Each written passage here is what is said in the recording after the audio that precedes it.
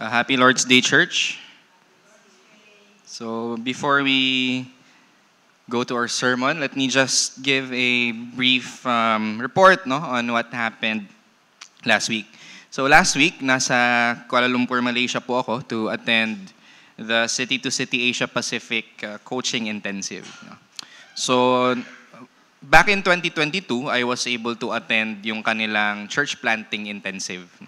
So by the way, kung hindi po kayo familiar sa City to City, ito po ay isang church planting network na sinimulan.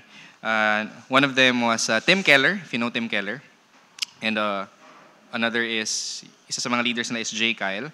They started this network para magkaroon ng gospel-centered movement among cities. So ang drive nitong org na ito is to plant churches in cities. Dahil kung titingnan po natin ang Bible, especially the Apostle Paul, he ministered primarily to the big cities, targeted the big cities, nang sa gayon, the cities will influence yung mga outskirts. So yun po yung goal ng City to City, to start churches and start a gospel-centered movement. Isa sa mga bagay na inuulit-ulit namin is the gospel changes everything.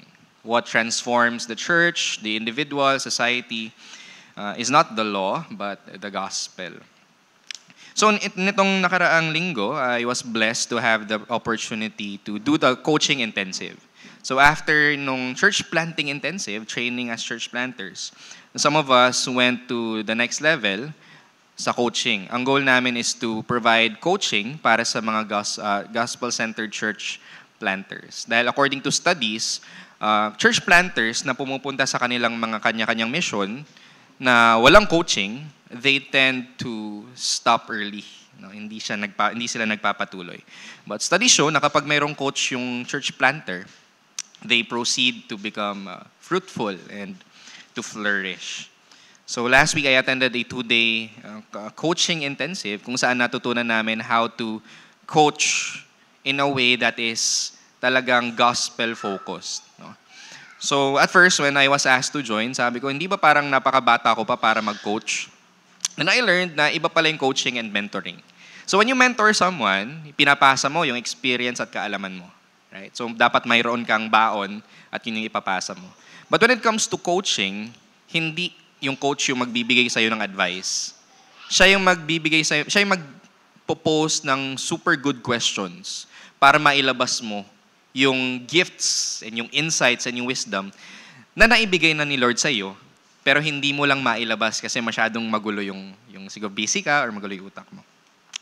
So, ayun, ang goal here is for me to become eventually a coach.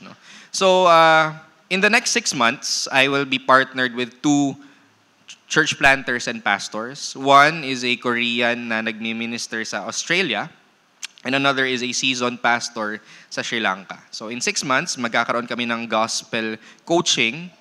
And then after 6 months, magkakaroon ulit kami ng another part 2 na training. I don't know kung saang bansa.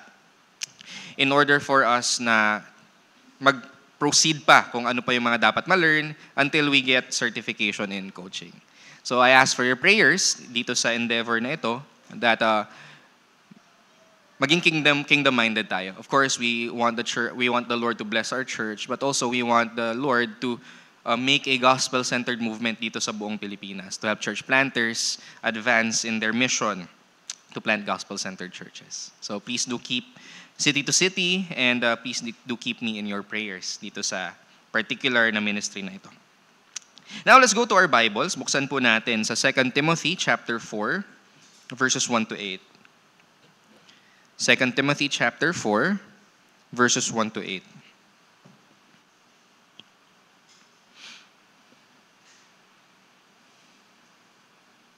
Second Timothy 4, 1 to 8. Basahin ko po. I charge you in the presence of God and of Christ Jesus, who is to judge the living and the dead, and by his appearing in his kingdom, preach the word, be ready in season and out of season.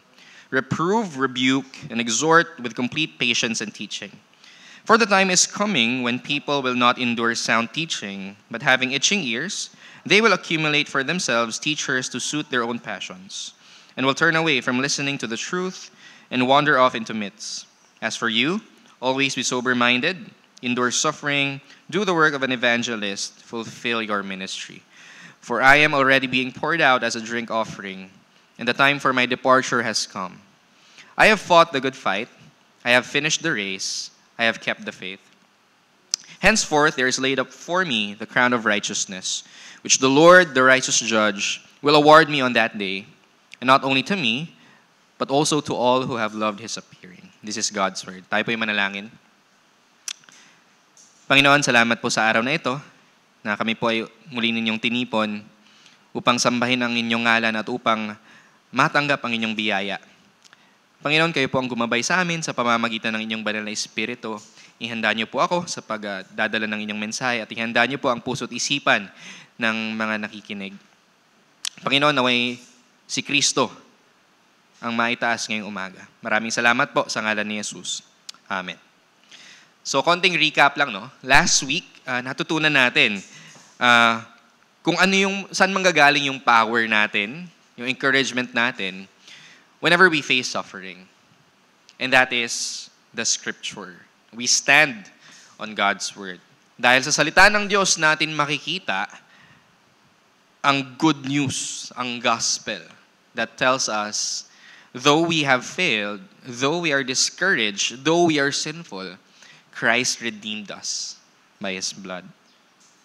Ngayon naman sa chapter 4, verses 1 to 8, makikita natin yung charge or yung final na command ni Apostol Pablo sa kanyang anak sa pananampalataya na si Timoteo. Bago siya mamatay, bago siya mapugutan sa Roma, inihanda ni Pablo si Timothy.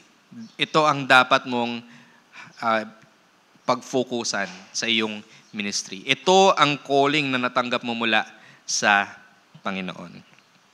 And I do believe na itong text na ito is for us as well. It's not just for Timothy, at hindi lang rin siya para sa mga pastor, but it's for all believers.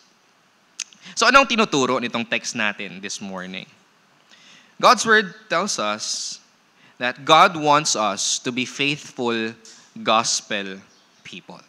God wants us to be faithful gospel people. Sabi sa verse 1, I charge you in the presence of God and of Christ Jesus, who is to judge the living and the dead, and by His appearing in His kingdom, preach the word. So mayroong singular task na binigay si Apostol Pablo kay Timothy. And this is also the singular task na binigay sa atin as a church and as a Christian. Preach the word. Itong charge na ito, itong command na ito, na binigay ni Pablo kay Timothy, is not just an ordinary calling. It's not just an ordinary charge. Bakit? Dahil makikita natin dito na tinawag ni Paul ang pangalan ng Diyos at ng kanyang anak bilang witness dito sa charge na ito. Alright? So when it comes to our task to preach the word, witness po natin ang Diyos at ang kanyang anak. Because it's God in Christ that calls us to proclaim the gospel. And anong particular aspect ng work ni Jesus ang na-mention dito? And of Christ, who is to judge the living and the dead, and by His appearing and His kingdom. So yung witness natin, yung tumawag sa atin, ay ang judge and king. Okay? The judge who will come one day to judge the living and the dead, including us. And this is the king who will appear one day para i-establish ang kanyang kaharian. So ano ang idea na binibigay ni Paul sa atin dito? The call to preach the gospel ay hindi po optional para sa atin. Okay? The call to be witnesses of the gospel ay hindi isang bagay na pwede nating ipasa sa ibang tao. Kung ikaw ay mananampalataya ngayong umaga, at naririnig mo itong text na ito na binasa, ikaw ang tinatawag ng Panginoong Hesus para ipalaganap ang mabuting balita. He is calling you as your judge and as your king. You are called to be a preacher of the gospel. You are called to be a faithful gospel disciple. And sabi ni Paul, preach the word. Yung word na preach, from the word kerux, it means to herald. Ibig sabihin nito, messenger tayo. Okay? Dati, ang trabaho ng messenger is may dala-dala silang mensahe at pupunta sila sa public place at i-announce nila itong message, itong news na ito. Kasi nung time na yun, wala pang newspaper, wala pang balita na napapanood kada gabi. So itong mga kerux na to, itong mga herald na ito, sila yung nagdadala ng mensahe to announce a particular news. At bilang messenger, wala po silang karapatan na baguhin ang kanilang mensahe. Okay? Kung ano ang mensahe na iniatas sa kanila, na ibinigay sa kanila, yun at yun lamang ang kanilang dapat dalhin. And the same thing is true with us.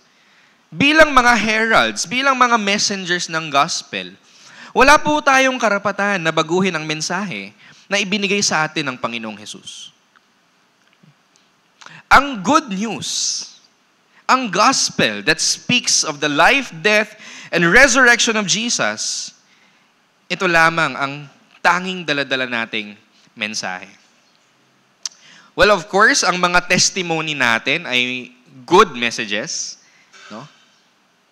Sa mga testimony ng buhay natin, nakikita ng mga tao ang pagkilos at pagbabago ng Diyos sa ating mga buhay. Ngunit, hindi po nakakabago ng buhay ang iyong testimony. Okay? It's not your testimony that transforms hearts. It's the message of the gospel. So it's the message of the gospel na dala-dala natin. Hindi natin dapat itong baluktutin, i-twist para i-fit ito sa culture natin, para mas maging readily acceptable ito. We preach whatever our King has commanded us to preach. Then sabi ni Paul, preach the word. Be ready. So itong word na ready, ibig sabihin nito, anytime na magkaroon ka ng opportunity or anytime that someone would ask you, pwede mo bang share ng gospel tong taong ito? Handa ka. Anytime, at any place, anywhere, if the opportunity presents itself for you to preach the gospel, hindi mo sasabing, teka lang, prepare mo na ako, study mo na ako. Hindi. You are always ready. Alam mo yung gospel, at naranasan mo yung gospel, at mahal mo yung mga tao na nasa palibot mo to the point na handang-handa ka to tell them the good news of the Lord Jesus Christ. So is this true for us? Na-embrace ba natin itong calling na ito to proclaim the gospel? To the point na anytime, handa po tayo na ibahagi ang mensahe ng pagkamatay, muling pagkabuhay ng ating Panginoong Hesus. So again, this is our calling. Ang calling to share the gospel, to evangelize, is not just the calling of the pastor and the leaders. It's the calling of the entire church. Kung titingnan po natin ang early church, nung panahon ng Acts, 1st, 2nd century church, paano lumago ang simbahan? Well, most definitely, hindi nila inimbita yung mga tao sa labas na, tara, punta tayo sa church. Dahil delikado po yun. Dahil hindi sila sure, baka yung maimbita nila, espiya ng Roman government. At pwede silang isumbong. Pwede silang ipakulong. At definitely, hindi lang pastor ang siyang nag-evangelize. Kasi kung pastor lang ang gagawa nun, hindi lalago ng ganun ang church na makikita natin sa Acts. But what do we see in the early church? Ang mga mananampalataya share the gospel one-on-one. Sa mga kapitbahay nila, sa workplace nila, kaya lumago ang church. And this is what the Lord wants us to learn. Ito ang gustong ihatid sa atin ng Diyos ngayon. The task of evangelism is for each and every one of us. No exemptions. We are all heralds of the gospel. Lahat po tayo dito ay mensahero ng Diyos. Then Paul said, preach the word, be ready in season and out of season. Mayroong mga kultura at mayroong mga panahon na madaling mag-share ng gospel. Siguro kasi religious ang lugar or ang atmosphere. Kapag ka sinabing Diyos o kasalanan, naiintindihan ng mga tao, tanggap nila. So it's tempting for us to just preach the gospel kapag ka favorable sa atin, kapag ka madali. Pero sabi ni Paul, hindi lamang sa mga panahong in season ang gospel, but especially in times when it is out of season. Kapag ka kinakalaban tayo ng mundo, ng gobyerno, ng mga kaibigan at mga kapitbahay natin, this is the specific time when we should stand and proclaim the gospel. Yung readiness natin to preach the gospel ay hindi lamang for a time and a season na ito ay madaling tanggapin ng mga tao. But dapat nating ihanda ang mga sarili natin para sa panahon when people would be against us, yet we will still faithfully proclaim the gospel. Be ready in season and out of season. And then, reprove, rebuke, and exhort with complete patience and teaching. So, in-echo ni Paul yung sinabi niya sa 2 Timothy 3:16. The word of God is profitable for teaching, reproof, for correction, and training in righteousness. So sabi ni Paul kay Timothy, ngayong nasa iyo na ang word, make sure that you proclaim this word and unleash it and allow it to do its work in the people. Reprove. Ang ibig sabihin ng reprove is to convict, to rebuke, and to exhort. Anong gustong iparating ni Paul kay Timothy dito? At anong gustong iparating ng Diyos sa atin in using these words? Meron po tayong tendency as Christians to think na ang Christianity is about correcting behavior and just feeding information. Okay? Mali ang ginagawa mo, itama natin yan, ito ang dapat mong gawin. Mali ang paniniwala mo, i-delete mo yung information na yan, at ito, magda-download ako ng panibagong information. Which is, may katotohanan naman. But what Paul is trying to say here is, tayong mga Kristiyano, hindi lang natin kinokorekt ang behavior ng mga tao sa pamamagitan ng pag-impose ng rules. Okay? Hindi lang natin kinokorekt ang paniniwala ng mga tao sa pamamagitan ng pagbibigay ng information or pag-memorize ng isang set ng doktrina. As Christians, we preach the law and gospel to their hearts. Ang aim natin is makonvict ang puso ng mga tao.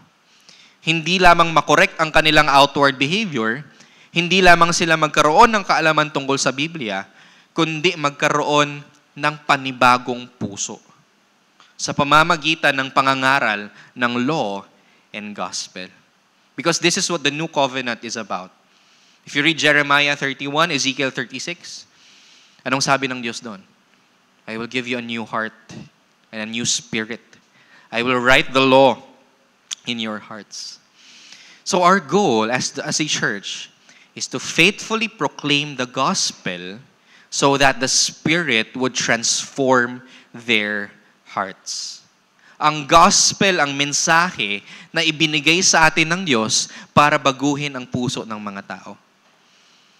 Kung ang ginagawa lamang po natin ay nagbibigay ng mga rules sa mga tao para magbago ang kanilang pamumuhay, o nagtuturo lang tayo ng mga bagay na pwede nilang i-memorize at sabihin, sige, Kristyano ka na kasi tama na yung doktrina mo, then we are falling short. Okay? Importante ang behavior, importante ang doktrina, ngunit ang goal natin is a change of heart that leads to a change of life and a change in belief. We proclaim the gospel so that the hearts of the people are changed. And then, with complete patience and teaching, sabi sa verse 2.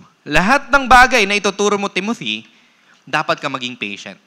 Huwag mong i-expect na agad-agad matututunan at matatanggap ng mga tao ang mga bagay na yung tinuturo.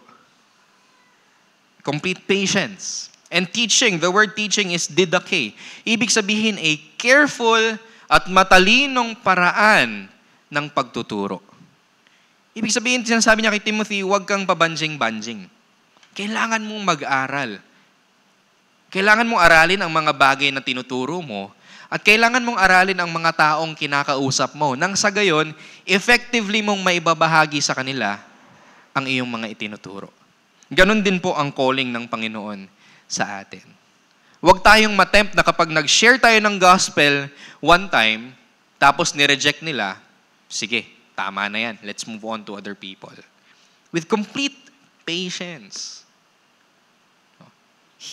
Unti-unti, hinay-hinay. To allow the truth to simmer in their hearts. And with complete intelligence. So dapat tayo as gospel people, we are always in the Word. Always being equipped.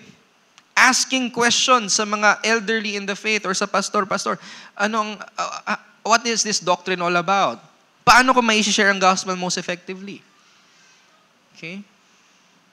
We should love the Lord our God with all our minds. We should be intelligent, matalino about our faith. We should know what we believe and why we believe.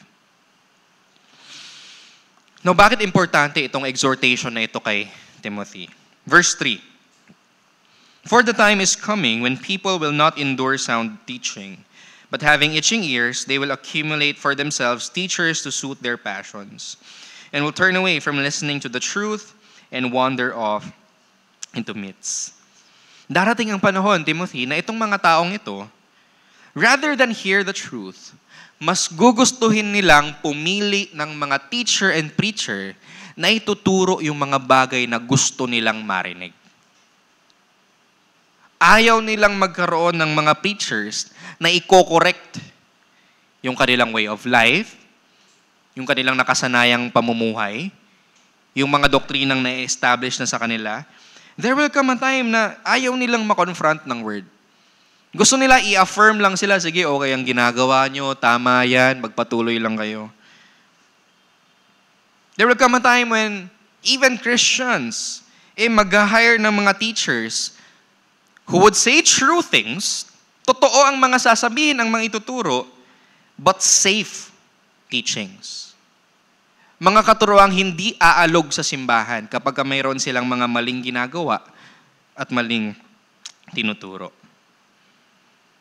They would want preachers na bibigyan sila ng mga exciting na katuruan. So sabi ni Paul kay Timothy, huwag kang ma-fall sa temptation na iyan. Rather, continue. Continue in the word and in the simple message of the gospel. Kaya sabi niya sa verse 5, as for you, huwag mo silang isipin, as for you, ikaw, Timothy, always be sober-minded, careful, watchful, attentive. Huwag mong hayaan na makontrol ka ng kung anumang bagay. Okay? Whether alak man yan, or mga hobbies mo man yan, o worldly thinking man yan, don't let anything master you. Nang sa gayon, you could think carefully, teach clearly, and decide wisely. And the next, endure suffering. Timothy, hindi ko iaasa na hindi ka magdurusa. In fact, nakita mo yung buhay ko, sabi ni Paul, I suffered. And that is what you will be experiencing as well. But endure suffering. Huwag mong hayaan na itong mga paghihirap ng ministry would cause you para tumalikod at mag-surrender. Huwag kang matakot, huwag kang maging duwag. Endure suffering. Do the work of an evangelist. So yung word na evangelist, mayroon siyang dalawang meaning. One, ang evangelist nung unang panahon ay isang special office na merong prophets, merong apostles, meron ding evangelist. Ito yung mga kanang kamay ng mga apostol. Meron silang special task. And they were tasked din na mag-plant ng churches, mag-ordain ng elders, okay, under the authority of the apostles.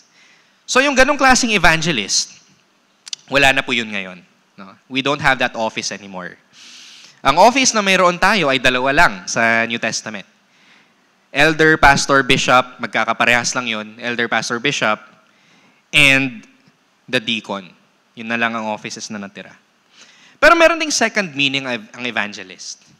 Ibig sabihin lamang ng evangelist is a person who shares the gospel. So either of the two meanings, okay, ang point ni Paul kay Timothy, fulfill your God-given calling. Okay? Fulfill your God-given calling. So I said, fulfill your ministry. So tayo, whatever our callings, kung ano man ang trabaho mo ngayon, kung ano ka man ngayon, son, daughter, husband, wife, okay, mother, father, businessman, employee, kung ano man ang calling mo, the Lord gave that to you. That is a sacred, banal yan na pagkatawag. Okay? So, hindi angat ang calling ko bilang pastor sa mga calling ninyo. That's why mabigat din ang inyong calling sa harap ng Diyos. Right? God expects you to be excellent and faithful. At hindi lamang yon, but whatever calling you have, you are tasked to proclaim the message of the gospel. Do your work as an evangelist, a proclaimer of the gospel, and fulfill your ministry. Fulfill your ministry. Kung ano ang pagkatawag sa iyo ng Diyos, be excellent and be faithful at it. Now, let's go to verse 6. Ito na yung pamamaalam ng Apostol Pablo. Verse 6, "For I am already being poured out as a drink offering, and the time of my departure has come." So inihalin tulad ni Pablo ang kanyang sarili sa drink offering na makikita natin sa aklat ng Exodus. Okay, yung drink offering na ibinubuhos sa tabi noong ino-offer na animal. So what does Paul want to say dito? Consistent sa message niya sa Romans 12:1, offer your bodies as a living sacrifice. Ang mga buhay po natin, especially our death, ay isa pong alay sa Diyos. We are an offering to God. Ibig sabihin, ang singular goal po natin sa buhay natin is to please and glorify God. At ito po ay masiselyuhan ng ating kamatayan as an act of offering, a final act of pleasing God. So this should change our perspective. Ang daily schedules po ba natin, naipapakita po ba ng mga bagay na ginagawa natin araw-araw ang katotohanan na tayo po ay mga alay sa Diyos? Or do we still struggle with the idea na siguro ngayong araw, sarili ko muna ang ipiplease ko. Sa susunod, ang Diyos na. No. Our lives are an offering to God. So the way that we schedule our daily lives, the way we conduct our business, the way we relate with our family and friends, ay dapat nakapaloob dito sa idea na ito. I am an offering to God. That's what Paul thought of himself. Malapit na akong ibuhos. Malapit na akong mamatay. In my final act of death, I still want the Lord to be pleased. Verse 7, I have fought the good fight. I have finished the race. I have kept the faith. So first, I have fought the good fight. Ginamit ni Apostol Pablo yung imahe ng isang wrestler. Okay? Noong unang panahon, meron ng UFC no? So isang wrestler. I have fought the good fight. Nasaktan ako, nag-struggle ako, pero nanalo ako. I have fought the good fight. I have finished the race. Yung idea nito is a marathon runner sa Olympics nung unang panahon. Nagsanay ako, nag-endure ako, at natapos ko ang race na ibinigay ni Lord sa akin. Then I have kept the faith. Ito naman ay imahe ng isang soldier na nakatanggap ng isang order mula sa kanyang commanding officer. And at the end of his mission, sabi niya sa kanyang commanding officer, natapos ko po ang mission.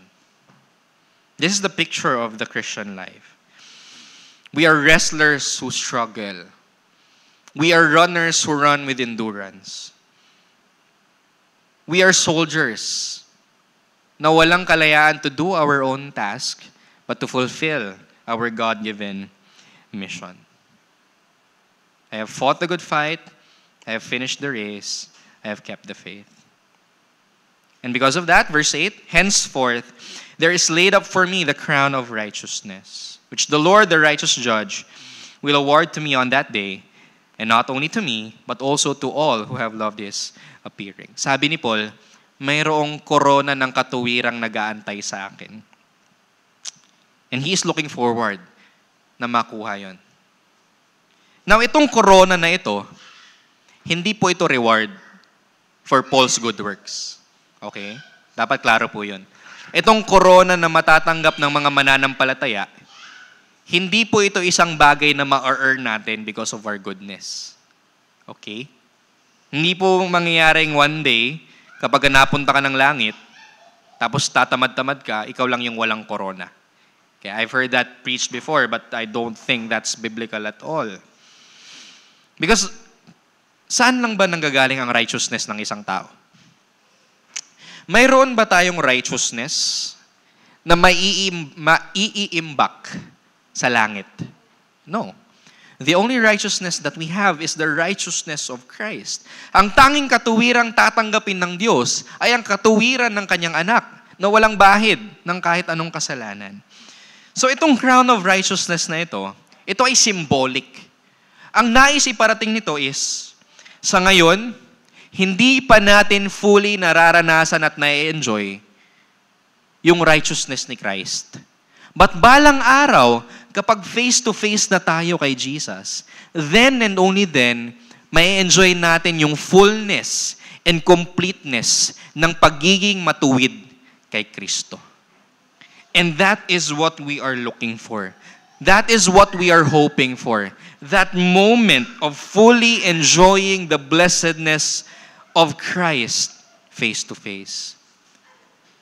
Nabanggit ito ni Paul bilang encouragement. I can face death, kaya kong mapugutan, dahil alam ko na kapag namatay ako, inaantay ako ng presensya ng Panginoong Jesus. And this is our encouragement as well. We will suffer and we might die for the faith, but what awaits us is the presence of Christ and in the fullness of our enjoyment of His righteousness. So we are called to be faithful gospel people. Pero anong problema? We are not faithful gospel people. Kapag dumating na ang paghihirap, madalas naduduwag tayo. In fact, isa sa mga naririnig kong illustrations ng mga pastor dati. A funny and simple illustration. Kapag umuulan, madalas walang nag-church. No? Kasi sabi nila, Pastor, di ba salt and light tayo? Kung salt tayo, baka matunaw tayo pag umuulan. Okay. Pero what I'm trying to say is, that's a simple kind of suffering. Right? Pero madalas, in that simple suffering, naduduwag tayo. Okay. Mas gusto nating ma-please ang mga tao sa palibot natin rather than pleasing God. Kaya kapag mayroon tayong difficult decisions na kailangan gawin at nahati tayo ngayon, alam ko ito ang katotohanan, ito ang tama, pero kapag sinunod ko ito, I would look bad in the workplace. Okay? My family would be displeased. My friends would think of me as stupid. So ganun po tayo. Duwag. Mas nais pa natin na ma-please ang mga tao sa palibot natin kaysa ma-please ang Panginoon. Kung ang sitwasyon difficult or awkward, hindi natin sinishare ang gospel. Right? Nahihiya akong i-share ang gospel. Ang hirap eh. Awkward eh. Kung mayroong mga friendships na maaring masira or maririsk mong mawala yung reputasyon mo or baka yung affirmation ng family mo, you would risk losing. You would rather stay quiet about your faith. Siguro, hindi ako ang tao para mag-share ng gospel sa kanila. Kasi baka masira yung pagkakaibigan namin or mag-iba yung tingin sa akin ng mga tao sa palibot. Baka itakwil ako ng pamilya ko. Then we stay quiet about our faith. Ayaw natin magmukhang idiot. Especially ngayon. Tingin sa Kristyanismo pangbobo na relihiyon. So rather than trying to share the gospel, ayaw nating magmukhang tanga sa mga neighbors. So we just stay quiet. Marami sa atin, we are too busy to learn how to effectively share the gospel. Hindi tayo nagbabasa, hindi tayo nag-aaral. Hindi natin inaalam ang pananampalataya ng ibang tao.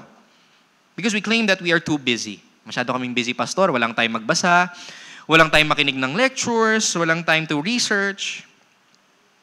But what if? What if, no? Yung mga excuses na masyadong busy, mahiyain ako, hindi ako equipped. What if hindi yun yung issue? What if ang pinaka-issue natin is meron tayong idol sa puso natin? What if we have made an idol out of our friends, our families, and our neighbors? Kaya ayaw nating mawala ang approval nila. Ayaw nating ma-offend sila with the gospel. Bakit? Kasi sila yung sinasamba natin. Gagawin natin ang lahat para i-approve tayo ng pamilya, kaibigan, and neighbors natin. What if ang issue is yung idol natin is yung reputasyon natin? Ayaw kong masira ang reputasyon ko sa komunidad. Kaya gagawin ko ang lahat para ma-maintain ito. Kahit na hindi ko ma-share ang gospel sa kanila, as long as okay ang reputasyon ko sa kanila, then I'm good. Then your reputation is your idol. You're not serving God.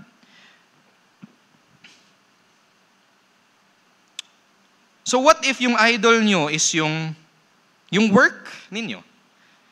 That it's easier for you na mag-overwork at mag-overtime kesa sa mag-aral ng salita ng Diyos.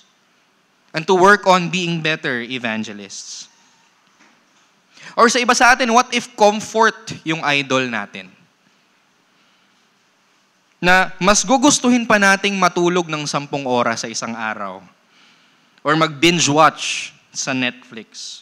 Or maglaro ng video games buong araw. Or mag-hang out with friends. Rather than to spend time reading the Bible, studying it, reading books, reading free lectures na nandyan. Pwede natin gamitin anytime. So that we could be better communicators of the life-giving message of the gospel. So lahat tayo dito, we have all fallen short in one way or another. Lahat tayo dito may kanya-kanyang mga idols na sinasamba, na nagiging dahilan kung bakit hindi tayo tapat sa ating pangangaral ng mabuting balita. We have all fallen short. We have all sinned against God. And that is why Jesus came. Unfaithful po tayong lahat as gospel people. But Jesus is the faithful one who not only boldly proclaimed the gospel, but is himself the gospel. Who lived, died, and rose again. Siya ay namatay at muling nabuhay for faithless cowards and unfaithful people pleasers na katulad mo at katulad ko. Namatay ang Panginoong Yesus at muling nabuhay para sa mga duwag na katulad natin. He spoke the truth and He embodied truth. Sinabi niya ang katotohanan, ipinangaral niya ang katotohanan even to the point of dying. Na-experience na ba natin yun? Na mapapatay dahil sa mga bagay na pinaniniwala na tinuturo natin? No. But the Son of God, ang anak ng Diyos, ay namatay in His faithfulness. At hindi lamang yon, iniwan siya ng kanyang pamilya at mga kaibigan. Nawala ang kanyang reputasyon sa harap ng mga Hudyo so that He could redeem us. Yung bagay na kinikrave natin, approval, reputasyon, comfort, ang lahat ng yun ay inalis kay Jesus. Naranasan niya ang kabaliktaran. Nang sa gayon, hindi na natin hanapin ang mga bagay na ito sa mundo. Approval, reputation, comfort. We won't look for these things in the world, but rather we find these three in Christ and in Christ alone. Namatay ang Panginoong Yesus nang sa gayon, sa Kanya natin mahanap ang ating approval, sa Kanya natin mahanap ang ating reputasyon, at sa Kanya natin mahanap ang ating comfort. So that kahit na mawala ang approval ng ating pamilya at kaibigan, kahit na masira ang reputasyon natin sa harap ng mundo, kahit na maalis sa atin ang comfort na daladala ng mundong ito, okay lang tayo sapagkat ang tatlong yun ay nahanap na natin kay Kristo. Therefore, in Jesus, we could boldly share the gospel. We could boldly share the gospel in Him. Christ took upon Himself the disapproval of the world, a shattered reputation as a criminal, and the discomfort of the cross. Why? To show us that the approval of the Father is the only approval that would satisfy us. That the only reputation that matters is being in Christ and being God's children. That the only comfort that could give us true rest is the presence of the Holy Spirit. Christ redeemed us. Now, itong pagmamahal ng Diyos para sa atin, na Kanyang dinisplay kay Jesus, ito ang pagmamahal na nagtutulak sa atin by the Spirit na maging faithful gospel people. Kung tayo lang, hindi po natin kakayanin. Kaya nang sabi ko kanina, maduduwag at maduduwag tayo. But once we understand and meditate on the gospel of Jesus Christ, ito po ang magtutulak sa atin para maging bold, matapang, faithful sa pag-aaral ng gospel at sa pangangaral ng gospel. Now that we have the approval, the reputation, and the comfort that we long for in Christ, tayo ay binabago, tinatransform into bold people whose faith is anchored on the unchanging gospel. Again, hindi na tayo takot na mawala ang approval ng mga kaibigan at mga pamilya natin. Willing na tayong i-risk ang reputasyon natin sa harap ng mga workmates at mga kapitbahay natin. Kaya na nating i-trade yung comfort ng pagtulog, panonood ng Netflix at paglalaro for studying how to be better preachers of the gospel. All because of Jesus, who lost everything for our sake, that we may have everything that we need and desire in Him. Sabi ni Jonathan Edwards, every Christian is obliged to be engaged in the work of promoting the kingdom of Christ. It is not only ministers who are called, but all are bound to contribute their help in this glorious work according to their ability. Lahat tayo ay tinawag ng Diyos para ipalaganap ang mabuting balita. Tayong lahat ay nais gamitin ng Diyos para palawakin ang Kanyang kaharian. At ito ay sa pamamagitan ng pangangaral ng mabuting balita. We all have our role to play. But, being gospel people ay hindi lang po tungkol sa pagpapalaganap ng mabuting balita. Being gospel people is also allowing the gospel to shape how you live out your calling as a son, daughter, husband, wife, mother, father, employer, employee, doctor, nurse, engineer, teacher, whatever. Yung calling na mayroon po kayo ay hindi worldly calling. It's a sacred calling. At God expects you to conduct yourself in a way that is consistent with the gospel. Yun po yung calling ninyo.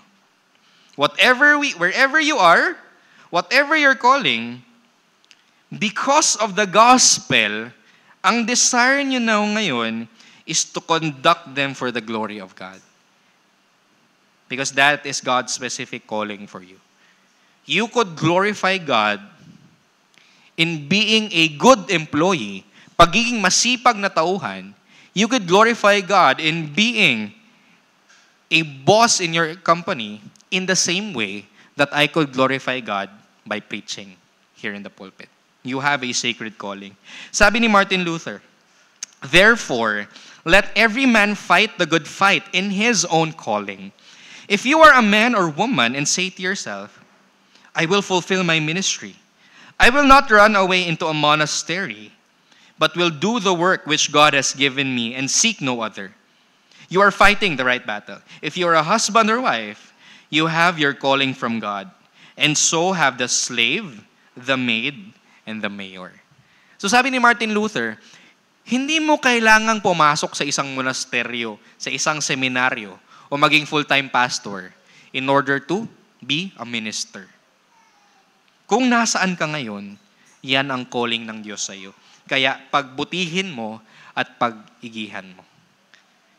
Okay? Dapat kang maging honest sa iyong business. Dapat kang maging trained further to be a better tradesperson. Okay? Dapat kang mag-flourish at maging fruitful sa trabaho mo because that is your calling. Fulfill your ministry. And friends, we are sure to receive a crown of righteousness. Ano ang siyang magbibigay sa atin ng lakas, ng motivation? It's the gospel. Christ already died to bring us back to God, to forgive us.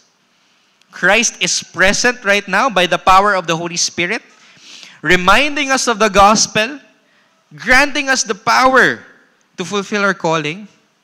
And the gospel is also a message for the future. Balang araw, matatanggap natin yung crown of righteousness that will be given to us by grace alone. Itong crown of righteousness na ito, it's the fullness of God's affirmation for us in Christ. Kaya walang earthly and temporary affirmation na maikukumpara sa affirmation na matatanggap natin balang araw. Walang present na, thank you, good job, alam mo, napakabait mong anak, promoted ka sa trabaho, you're a great friend. Itong mga statement na ito, hindi maikukumpara sa mga katagang maririnig natin balang araw kapag kaharap na natin ang Panginoong Yesus. Well done, good and faithful servant. So wag po nating i-trade yung affirmation na yon galing sa Diyos sa mga bagay at mga pleasantries, sa mga kataga na maririnig natin mula sa mga tao dito sa mundo. That is the only one that matters. That is the only one that matters. We will face Christ one day and welcome us with open arms. Let that be our hope, our motivation in whatever we're doing here. So friends, fight the good fight. Finish the race. Keep the faith. Huwag kang ma-sidetrack sa affirmation ng mundong ito. Long for the only affirmation that truly matters. God's affirmation. God's approval. Well done, good and faithful servant. Let that change kung papaano mo tingnan itong mundo ngayon. Let that change how you live in the present. Live in light of the gospel for the glory of Christ. Tayo po'y manalangin. Panginoon, salamat po sa inyong challenge sa amin ngayong umaga. Lord, you have designed us to be faithful gospel people. Ngunit, every day we fail, every day we sin. Every day we are faithless and unfaithful. Every day we are cowards.